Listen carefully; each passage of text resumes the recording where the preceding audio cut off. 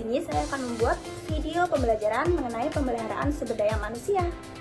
Nah, di sini teman-teman udah pada tahu belum apa itu pemeliharaan sumber daya manusia? Nah, pemeliharaan sumber daya manusia adalah upaya yang dilakukan perusahaan untuk menjaga dan meningkatkan kondisi fisik, mental, dan psikologis karyawan agar tetap loyal, produktif, dan berkontribusi baik untuk mencapai tujuan perusahaan. Nah, pemeliharaan sumber daya manusia mencakup berbagai aspek, termasuk perlindungan, kondisi fisik, mental, dan menjaga hubungan kerja yang baik, serta memastikan karyawan memiliki keterampilan dan pengetahuan yang sesuai untuk melaksanakan tugasnya. Nah, selanjutnya yaitu tujuan pemeliharaan sumber daya manusia, yaitu untuk meningkatkan produktivitas kerja karyawan, meningkatkan disiplin, dan menurunkan absensi karyawan, serta meningkatkan loyalitas dan menurunkan turnover karyawan, memberikan ketenangan, keamanan, dan juga kesehatan karyawan. Selanjutnya yaitu meningkatkan kesejahteraan karyawan dan keluarganya, memperbaiki kondisi fisik, mental, dan sikap karyawan, dan mengurangi konflik serta menciptakan suasana yang harmonis dan mengefektivitaskan pengadaan karyawan. Halo, saya Rinda. Di sini saya akan melanjutkan materi yang sebelumnya. Dalam pemeliharaan sumber daya manusia terdapat juga asas-asas. Yang pertama ada asas manfaat dan efisiensi. Pemeliharaan yang dilakukan harus efisien dan memberikan manfaat yang optimal bagi perusahaan dan karyawan.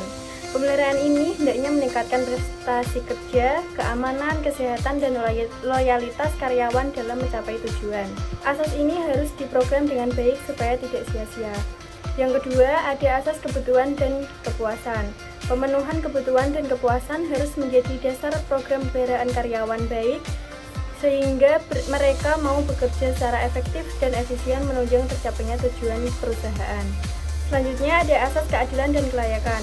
Keadilan dan kelayakan hendaknya dijadikan asas program pemeliharaan karyawan, karena keadilan dan kelayakan akan menciptakan ketenangan dan konsentrasi karyawan terhadap tugas-tugasnya, sehingga disiplin, kerjasama, dan semangat kerjanya meningkat. Dengan asas diharapkan tujuan pemeliharaan akan tercapai. Selanjutnya asas peraturan legal. Peraturan-peraturan legal yang bersumber dari undang-undang, Kepres, dan keputusan menteri harus dijadikan asas program pemeliharaan karyawan. Hal ini penting untuk menghindari konflik dan intervensi serikat buruh dan pemerintah. Selanjutnya, asas kemampuan perusahaan. Kemampuan perusahaan menjadi pedoman dan asas program pemeliharaan kesejahteraan karyawan. Jangan sampai terjadi pelaksanaan pemeliharaan karyawan dan mengakibatkan hancurnya perusahaan. Nah, menurut teman-teman, apa sih pentingnya pemeliharaan sumber daya manusia? Pentingnya pemeliharaan sumber daya manusia ini dimaksudkan sebagai suatu kegiatan manajemen untuk mempertahankan stamina SDM dalam melakukan pekerjaan dalam perusahaan. Dengan demikian, bersangkutan tidak mengalami gangguan selama melakukan tugas yang diberikan kepadanya. Faktor yang mendorong perlunya perusahaan melakukan pemberian sumber daya manusia adalah: yang pertama, sumber daya manusia merupakan modal utama perusahaan yang apabila tidak dipelihara dapat menimbulkan kerugian bagi perusahaan. Yang kedua, sumber daya manusia adalah manusia biasa yang mempunyai kelebihan, keterbatasan emosi dari perusahaan yang mudah berubah dengan berubah-ubahnya lingkungan sekitar. Selanjutnya ada program keselamatan, kesehatan, dan keamanan kerja atau K3. Yang pertama yaitu membuat kondisi kerja aman, safety condition. Contohnya menggunakan mesin-mesin yang dilengkapi dengan alat pengaman atau safety device. Yang kedua, menggunakan alat-alat yang lebih baik. Yang ketiga, tangga dijaga agar bebas dari air, minyak, dan oli. Selanjutnya, melakukan kegiatan pencegahan kecelakaan dengan mengendalikan praktek-praktek manusia agar bertindak aman. Contohnya, mendidik para karyawan dalam hal keamanan, atau memberikan larangan-larangan secara keras. Memasang poster-poster untuk selalu mengingatkan tentang keamanan. Bentuk kegiatan lingkungan kesehatan kerja. Yang pertama, pengendalian suara bising. Contohnya kontrol suara pada perkantoran, terus kontrol suara pada kantor terbuka.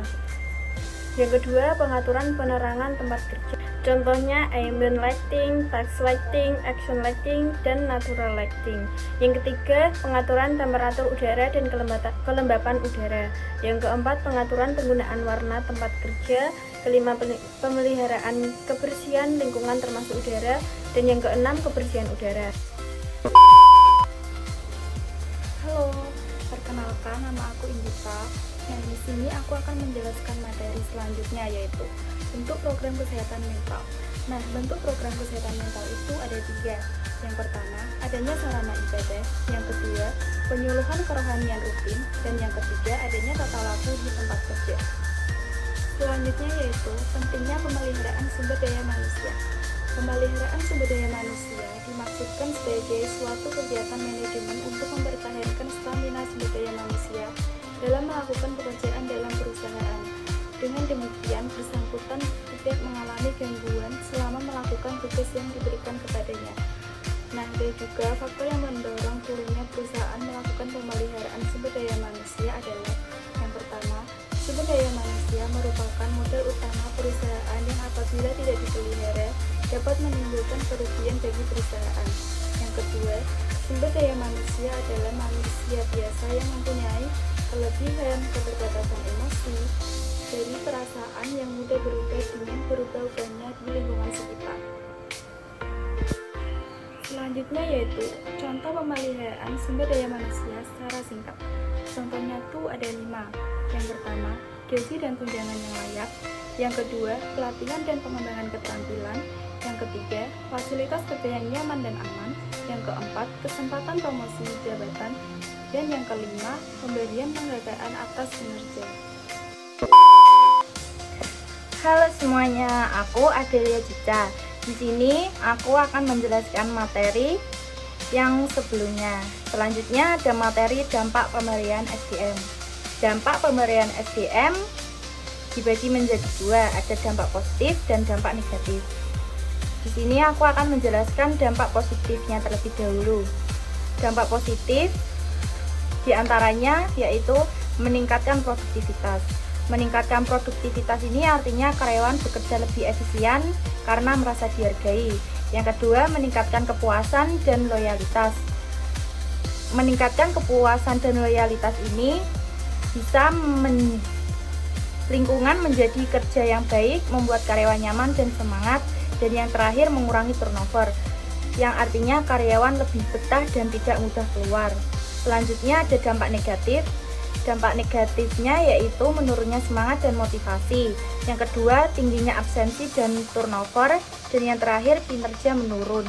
Kinerja menurun ini berarti produktivitas rendah akan mempengaruhi hasil perusahaan. Selanjutnya ada kesimpulan.